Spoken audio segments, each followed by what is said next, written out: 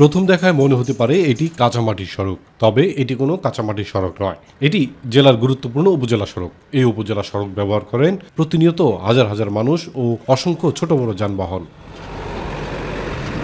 উপজেলা সড়কটি দেখে মনে হয় সদর উপজেলা প্রশাসন ও এলজিইডি যেন যৌথভাবে অবৈধ ইটভাটার ট্রাক চলাচলের জন্য ইজারা দিয়েছে। ইটভাটার মাটি আনা নেওয়ার জন্য উপজেলা সড়কটিতে মাটি পড়ে কাঁচা সড়কে পরিণত হয়েছে। অতিরিক্ত ধুলোর কারণে সড়ক ব্যবহারকারীরা নিয়মিতই ভুগছেন নানা স্বাস্থ্য সমস্যায়। দ্রুত এই সড়কটি সংস্কার করে চলাচল উপযোগী করার দাবি জানিয়েছেন স্থানীয়রা।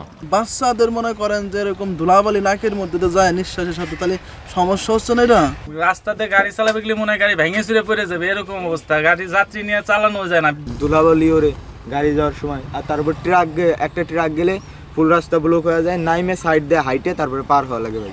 একজন মানুষ চলাফেরা করলে পারে, তারপর মনে করে যাই গোসল করা লাগে এমন একটা অবস্থা। আর সেই ভাটায় যে এই ট্রাম ট্রাক যাই হোক, কিন্তু এই রাস্তাটা আগে সংস্কার করা খুব দরকার। সড়কটি ব্যবহার উপযোগী ও দুর্ঘটনা কমাতে কাজ করার আশ্বাস দিয়েছেন স্থানীয় প্রশাসন।